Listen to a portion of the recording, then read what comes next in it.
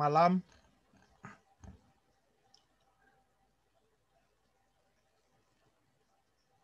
Pertama-tama saya mengucapkan propisiat kepada teman-teman yang baru saja menyelesaikan seminar hidup baru di dalam roh. Tentunya seminar ini entah yang baru pertama kali atau yang sudah kesekian kali adalah satu kesempatan bagi kita untuk menyadari kembali bagaimana Tuhan itu begitu mengasihi kita. Pada saat kita mulai menyadari Tuhan yang begitu mengasihi kita mulai menangkap sinyal bahwa Tuhan juga sedang punya rencana mau membentuk kita, mau mengubah kita untuk menjadi manusia baru. Dan itulah buah dari seminar hidup baru dalam roh. Bahwa melalui doa pencurahan roh, kita dimampukan untuk menyadari bahwa Tuhan punya rencana untuk membentuk kita menjadi pelayan ataupun murid-murid dan pengikut-pengikut Yesus. Bagi ibu bapak yang baru pertama kali berjumpa dengan saya 2 kali ke Lampung kalau nggak salah beberapa tahun yang lalu terakhir ya. Bersama dengan Pak Hero dan teman-temannya. Nama saya Agus Handoyo dan saya pewarta dari paroki Santa Helena, Karawaci. Jadi nggak terlalu jauh jaraknya antara Karawaci dan Lampung. Satu jalan raya lalu nyampe. Ya kan? Pejamkan mata, buka mata, sudah tiba. Ya kan? Nah itulah jarak Karawaci ke Lampung itu sangat dekat. Nah saya mau mencoba share screen tentang materi ini.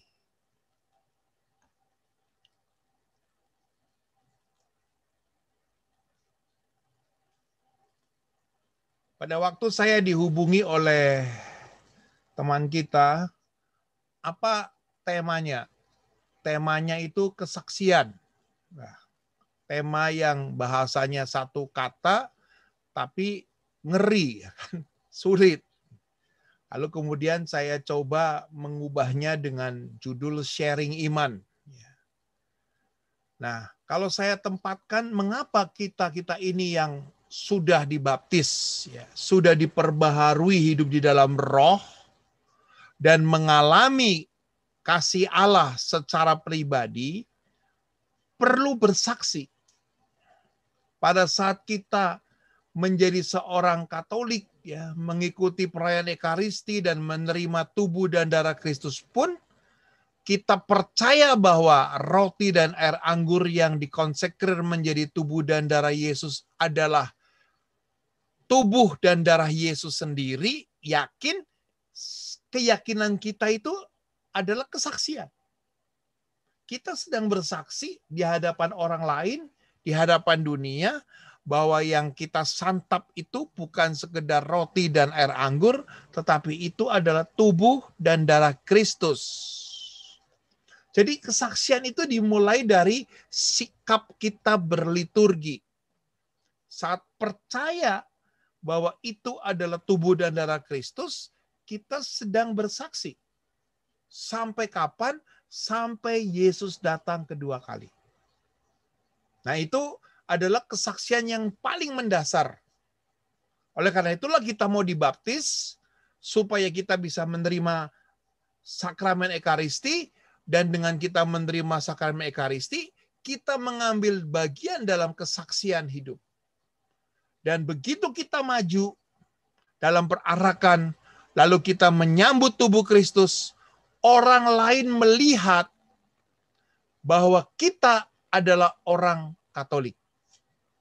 Jadi pada saat kita maju, kita nggak ngomong apa-apa, tapi kita hanya berperilaku secara liturgi, ya, dan perilaku itu didasarkan oleh satu keyakinan, kita sedang memberikan kesaksian kepada siapapun.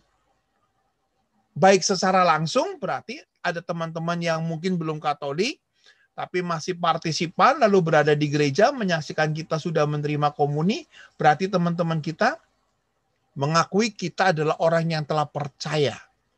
Tapi pada saat kemudian foto waktu kita komuni diposting kemana-mana, maka orang-orang yang lebih luas pun akan mengerti bahwa ternyata kita adalah orang Katolik karena kita menerima komuni suci. Itu kita sedang bersaksi. Nah, sehingga apa sebenarnya kesaksian itu? Kesaksian adalah bagian dari proses penginjilan. Kita mau menceritakan bukan tentang diri kita, tetapi tentang Yesus yang telah mengubah kehidupan kita. Lalu kemudian bagaimana konkretnya sebelum kita mengajak orang lain untuk percaya kepada Yesus, tunjukkan lebih dahulu bahwa kita adalah orang yang sudah bertobat, orang yang sudah meninggalkan manusia lama kita. Dan kemudian sebelum kita mengajak orang lain juga untuk berkomunitas, untuk bergabung di dalam sebuah persekutuan, maka kita perlu lebih dahulu menjadi bagian di dalam komunitas itu. Dan langkah yang ketiga juga, sebelum kita juga menjadikan orang lain sebagai murid, itu berarti mengikuti perintah-perintah sang guru, maka kita juga terlebih dahulu sudah mengenal, sudah menjadi pelaku dari apa yang diperintahkan oleh sang guru itu. Jadi tidak mungkin ada pemuritan sebelum kita sendiri menjadi muridnya. Dan akhirnya ujung-ujungnya teman-teman, bro and sister ya, yang bergabung dalam persekutuan doa generasi muda ini, kalau tadi Johan memberikan kesaksian bahwa selama dia mengalami isoman, anak-anaknya itu tidak terlantar karena ada komunitas persekutuan doa. Itu berarti buah hasil dari kesaksian itu adalah berteman dengan orang-orang. Punya relasi, punya persahabatan. Dan itulah bagian dari sharing iman. Jadi, kalau kita mau bersaksi, pertama, memang saya lihat tadi dari wajah-wajah yang berkumpul di dalam PD ini, itu sudah di atas 25 tahun. Itu berarti sudah punya pengalaman sekitar 10 ataupun 15 tahun yang disadari. Nah, pengalaman 10 tahun, 15 tahun, 20 tahun yang sudah kita alami, kita perlu seleksi mana yang akan menjadi cerita pokok. Tentukan, bukan diceritakan dari umur 10 tahun sampai umur 25 tahun. Itu nanti 3 malam tidak akan pernah habis.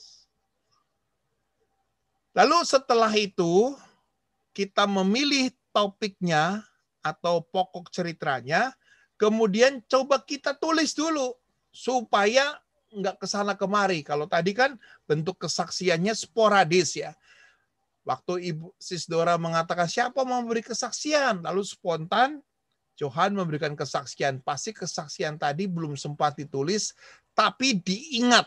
Ya, prosesnya apa yang paling berkesan bahwa ada teman-teman PD yang sungguh-sungguh menjadi bagian dari keluarganya.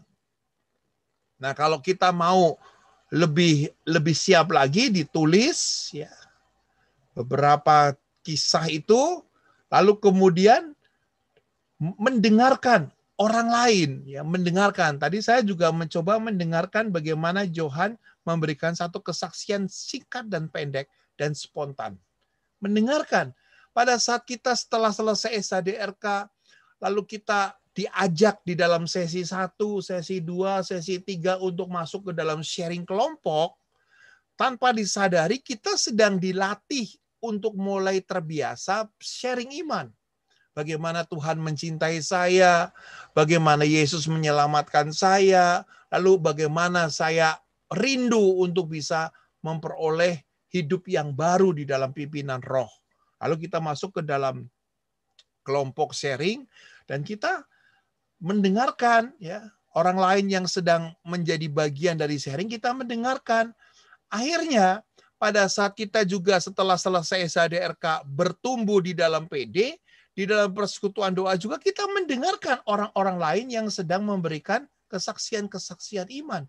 Dengan demikian akhirnya lambat laun kita akhirnya bisa membagi atau bahkan memberikan satu keyakinan bahwa saya juga punya kisah iman yang perlu dibagikan dan diceritakan.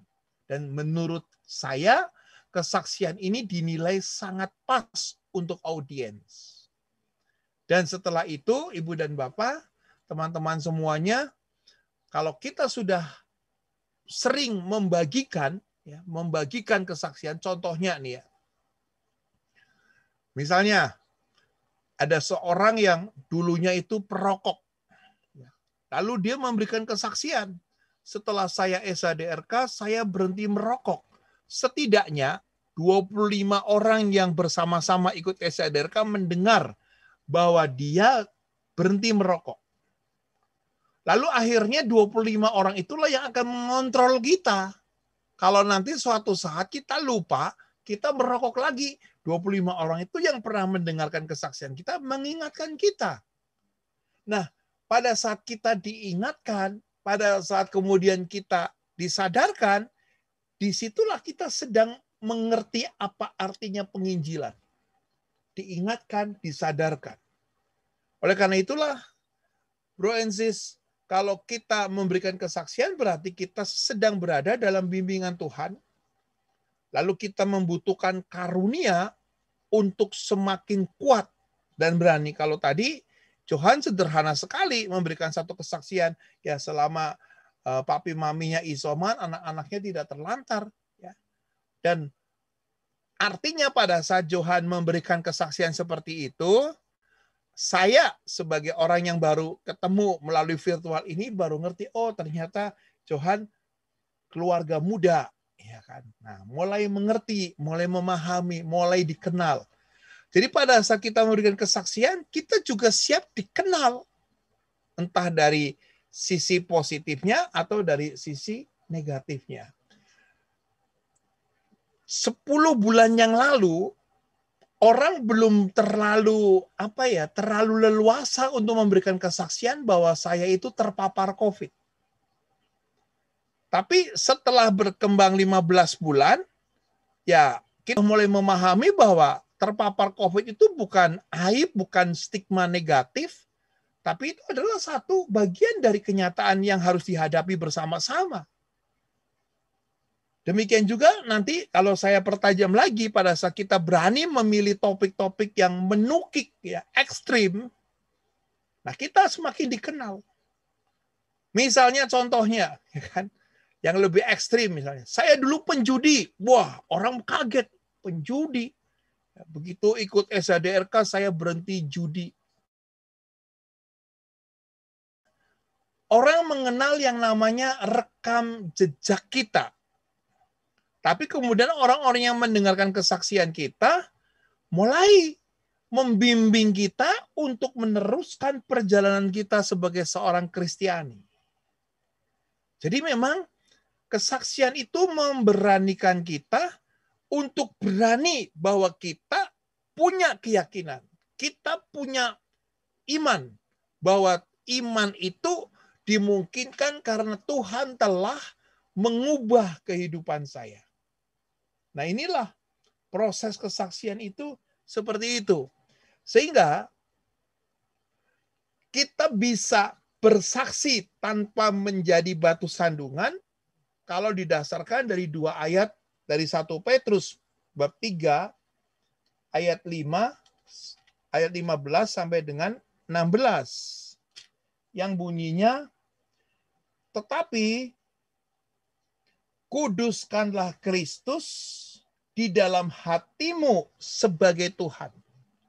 Kuduskanlah Kristus di dalam hatimu sebagai Tuhan, dan siap sedialah pada segala waktu untuk memberi pertanggungan jawab kepada tiap-tiap orang yang meminta pertanggungan jawab dari kamu tentang pengharapan yang ada padamu, tetapi haruslah dengan lemah lembut dan hormat, dan dengan hati nurani yang murni, supaya mereka yang memfitnah kamu karena hidupmu yang saleh dalam Kristus menjadi malu karena fitnahan mereka itu. Jadi selesai kita SADRK dalam sesi 7 ya, diubah menjadi serupa dengan Kristus, kita diberi tugas. Nah, setelah kita selesai SADRK, ini adalah satu pengalaman awal di mana kita mau berubah. Lalu bagaimana caranya kita bersaksi? Tunjukkan kepada orang-orang yang akan kita jumpai. Entah mertua, ya, entah pasangan hidup, ya, entah anak-anak, entah orang tua, entah karyawan, entah tetangga, entah anggota lingkungan.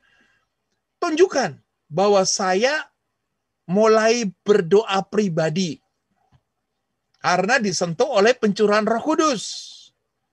Nah, pada saat kita berani mengatakan, aku sekarang bisa doa pribadi, tidak semua orang, teman-teman kita, langsung percaya. Karena mungkin bisa jadi rekam jejak kita adalah orang yang sama sekali jarang berdoa. Sehingga bisa jadi mereka membuli kita, mencibir kita, atau bahkan tadi dikatakan di dalam 1 Petrus memfitnah kita. Dan kita tidak akan goyah karena apa? Didasarkan dari ayat 15 tadi.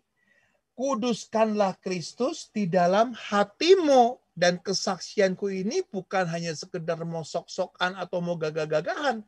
Tapi benar-benar dikatakan dengan kemurnian bahwa aku punya harapan hidup di dalam iman. Oleh karena itulah, Roh Kudus sudah mulai bekerja pada saat kita berani mengatakan kepada orang-orang lain yang kita jumpai setelah SADRK ini. Entah kepada pasangan hidup, ya. Waktu itu, tahun berapa ya? Tahun 88 saya SADRK. Ya, sepulang dari SADRK, kemudian saya ketemu sama papi saya bilang, Pap, sekarang saya kalau mau makan harus doa dulu. Papi saya ketawa lebar-lebar. Ya kan? Sejak kapan kamu mau makan berdoa? Ya kan? Nanti keburu itu baksonya dingin. Ya kan? Keburu nanti tempenya diambil sama adik kamu. Nah, tapi kemudian saya coba untuk mempraktekkan itu. Dan akhirnya lama-lama aura itu mewarnai meja makan di dalam rumah itu.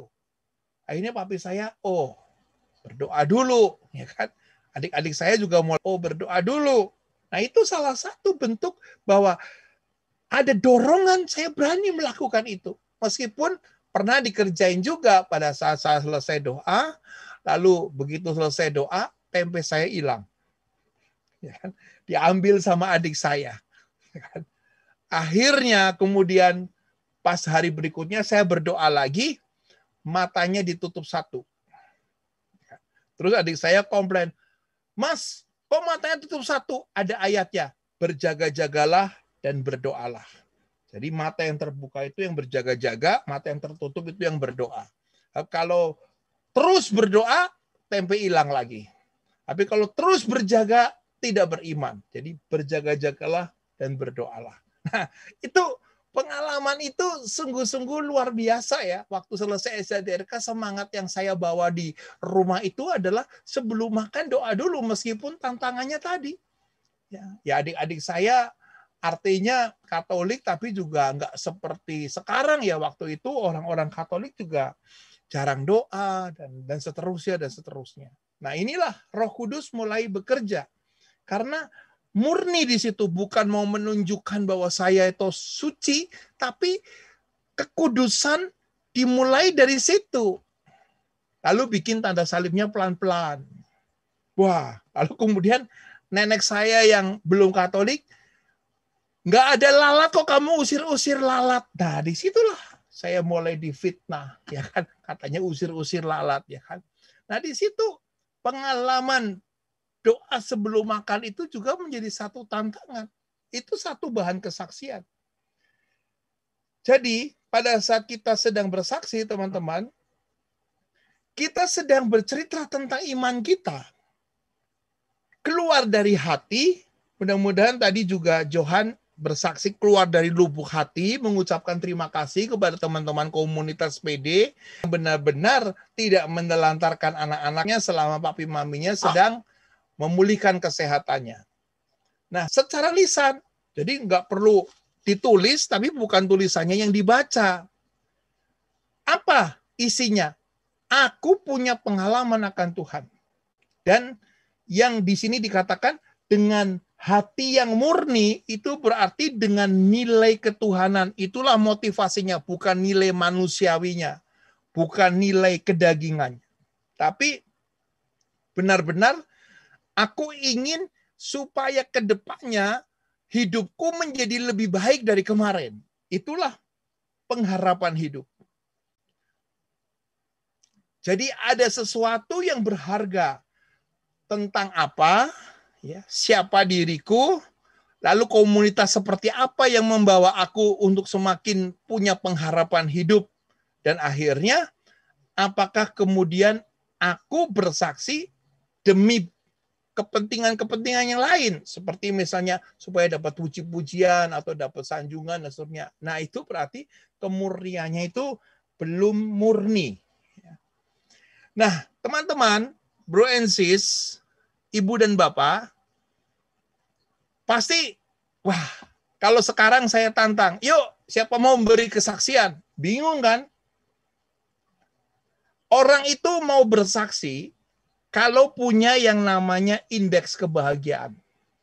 Nah, ini saya ambil dari satu literatur, ya. Ada 10 indeks kebahagiaan.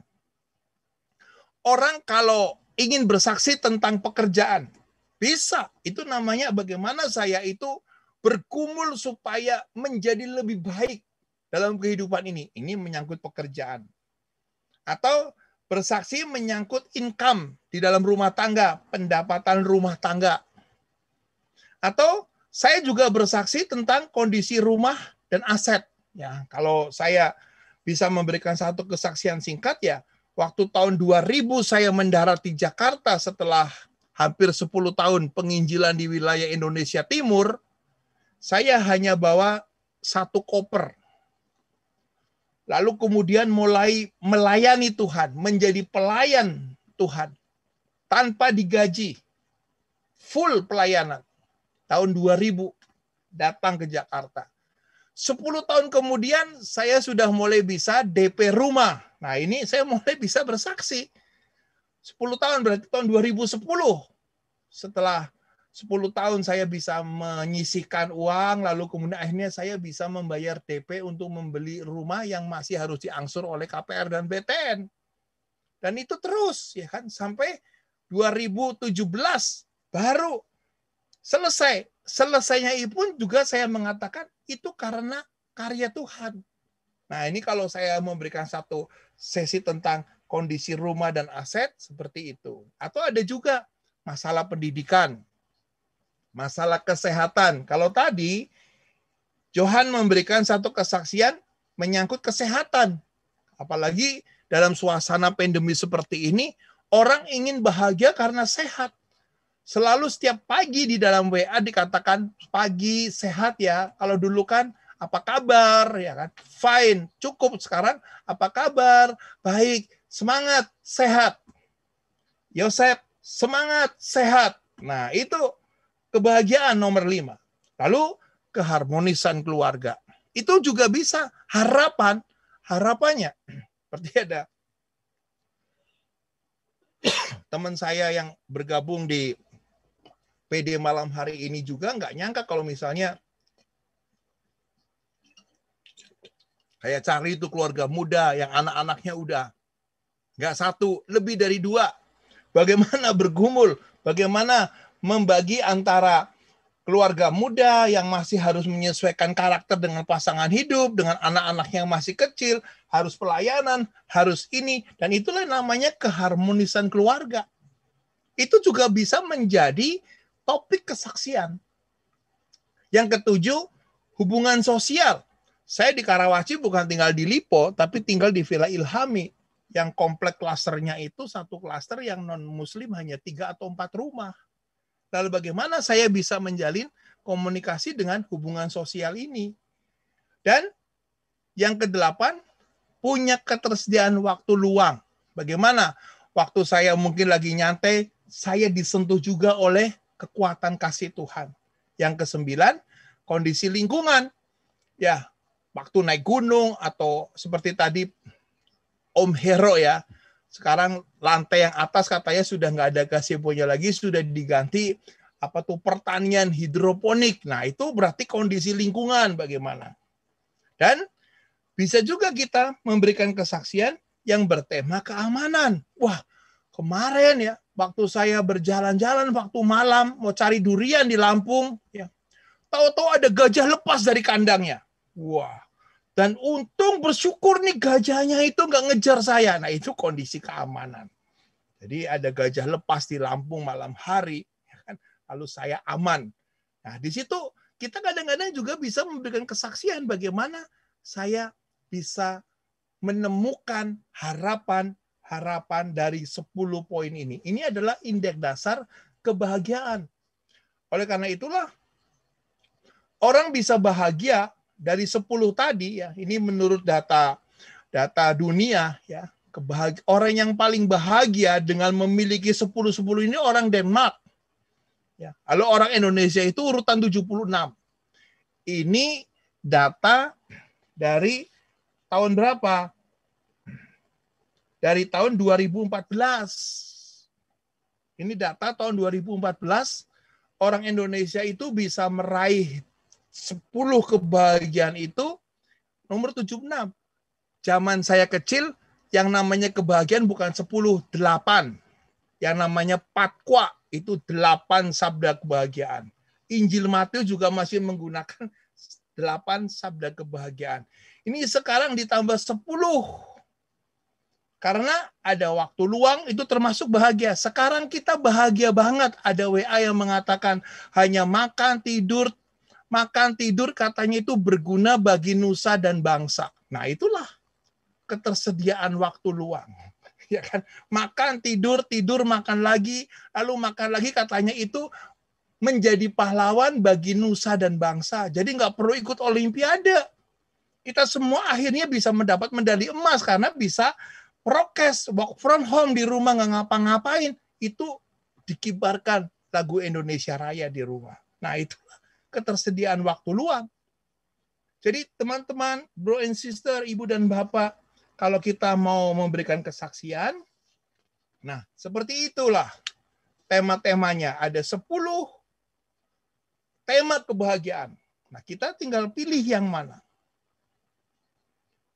Jadi, kalau kita kemudian akhirnya mau mulai belajar, coba saya mau kesaksian tentang rumah. Bikin logo. Bikin logo dulu supaya dari logo ini akan berbicara ini poin-poinnya apa. Kita gambar dulu logonya. Lalu motonya apa dari logo itu? Kita perlu bikin logo untuk kesaksian kita. Ya kan? Ada unsur ini, ada unsur ini. Ini kan satu logo waktu amalkan Pancasila. Nah, ini ada gambar Pancasilanya, ada gambar merah putihnya, ada gambar peta Indonesianya, Nusantara, dan seterusnya. Ini kita perlu bikin logo kesaksian. Dan gereja perdana 2020 tahun yang lalu juga bisa semakin dikenal sampai hari ini karena mereka bersaksi. Bukan mereka sedang mengajar atau berdebat, mereka memberikan kesaksian. Dari para rasul yang punya latar belakang nelayan, bukan orang-orang berpendidikan, tapi mereka punya pengalaman yang sangat kuat bagaimana Yesus hadir. Bagaimana Roh Kudus menggerakkan mereka. Lalu akhirnya kesaksian itu menjadi benar-benar menyentuh. Kalau itu berkaitan dengan gaya hidup. Nilai sumber kuasa kekuatan hidup. Dan akhirnya yang bisa mengubah hidup. Kalau tadi siapa itu Johan memberikan kesaksian itu belum sampai ke menyangkut seluruh gaya hidup, hanya cuplikan kecil. Nanti berani kita pilih, ada nggak kesaksian yang begitu menyangkut satu perubahan yang begitu mendasar? Nah, artinya pada saat kita juga memberikan kesaksian, kita memberi kesempatan dan dorongan kepada orang lain untuk mendengarkan proses perubahan hidup kita, pertobatan kita, harapan-harapan kita ke depan. Dan akhirnya kita juga perlu menghormati, ya. Pada saat mendengarkan kesaksian-kesaksian orang lain, jangan kemudian kita jadi BBC, menyiarkan kemana-mana. Kan dalam sharing selalu mengatakan apa yang disaringkan di sini, jangan ngember, jangan bocor.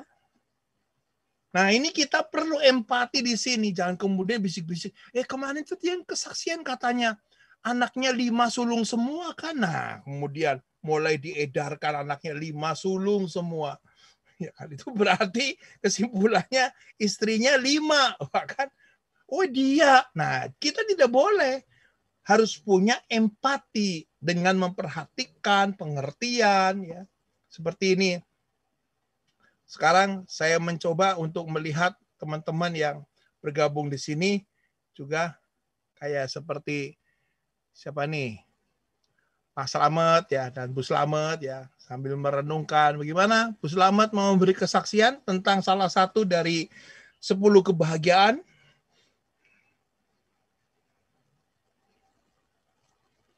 Wah, langsung pakai kacamata Om Slamet.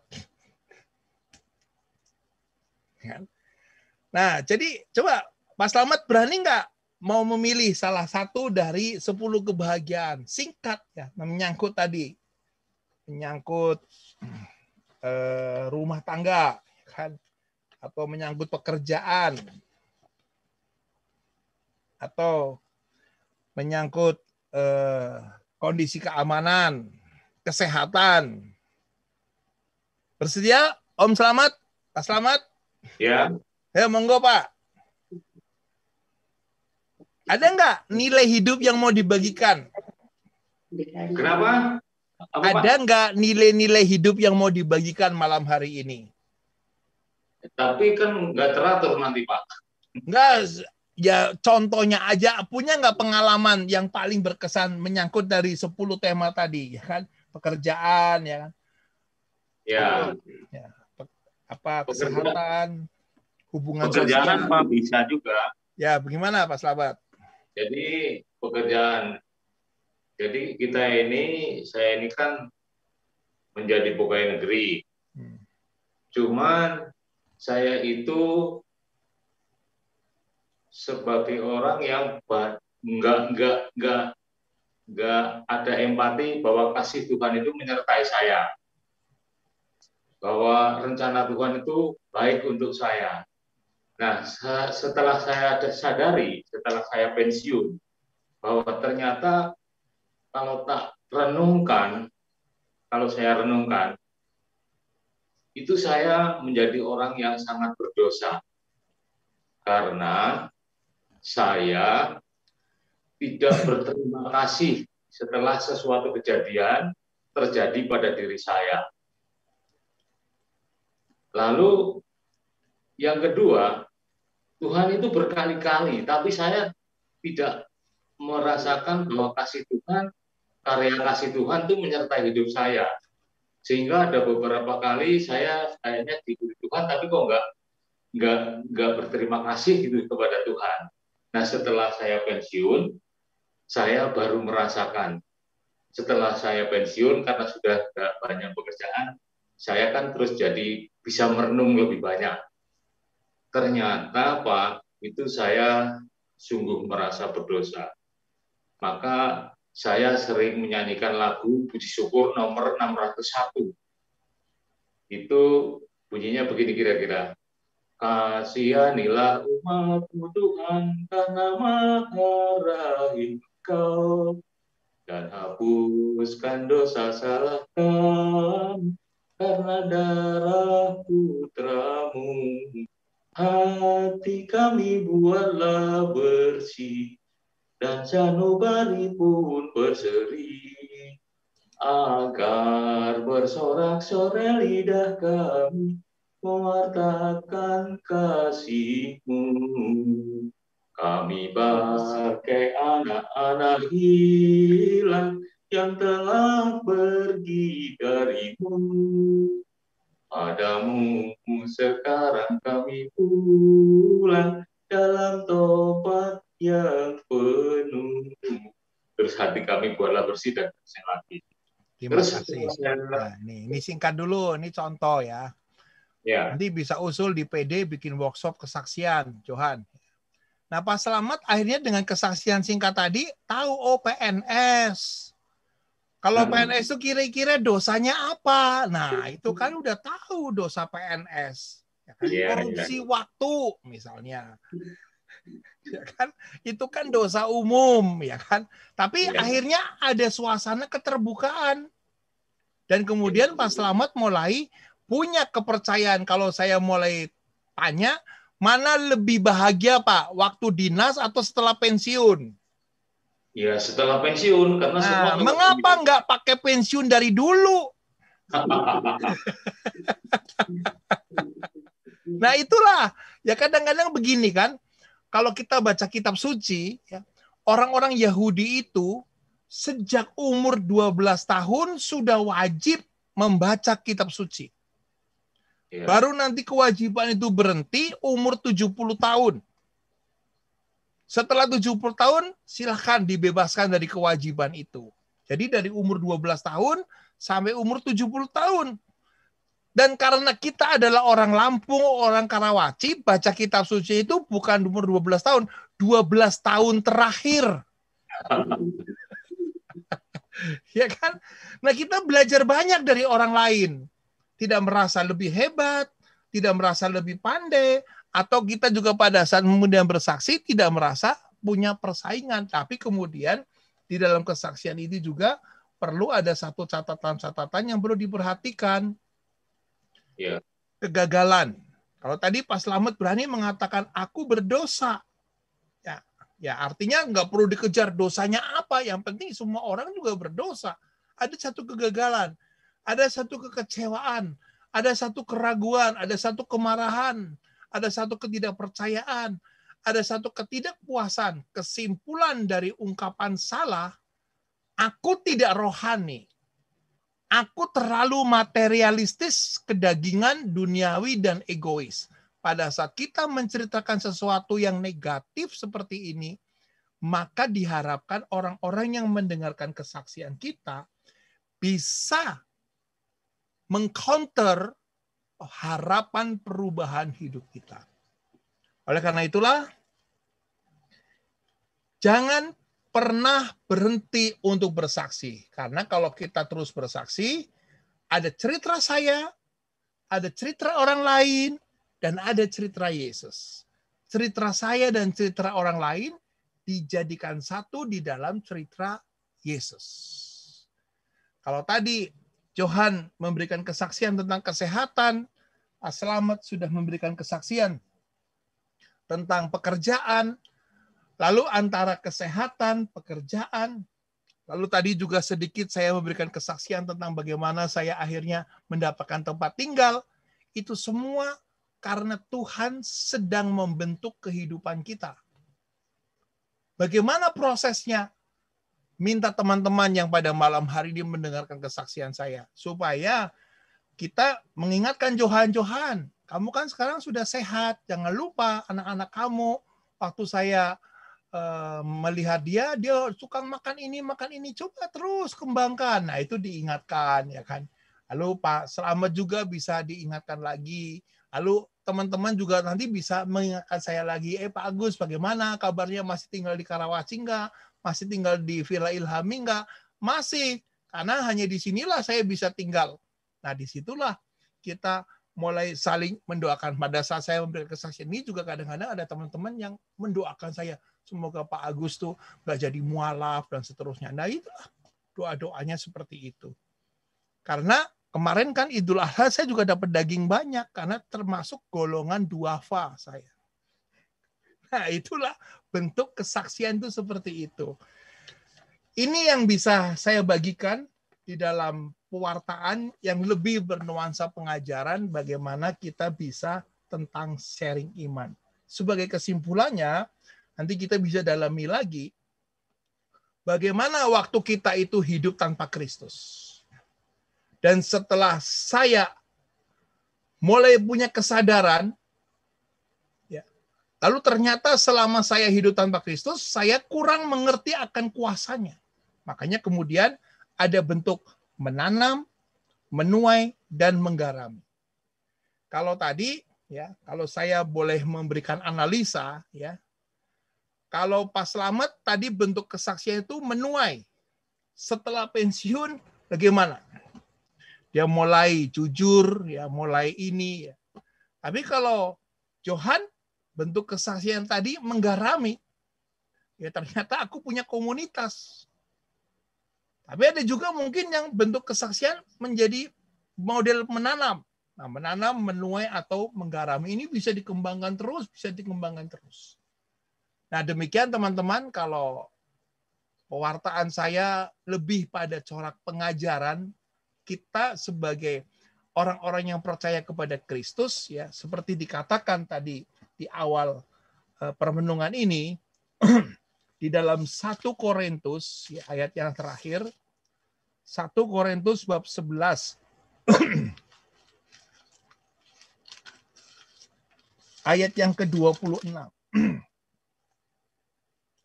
Sebab setiap kali kamu makan roti ini dan minum cawan ini, kamu memberitakan kematian Tuhan sampai Ia datang. Sepanjang kita bersatu dengan tubuh dan darah Kristus, kita dipanggil dan diutus untuk bersaksi. Sampai kapan? Sampai Maranatha. Tuhan Yesus memberkati kita semuanya. Amin. Silakan saya kembali.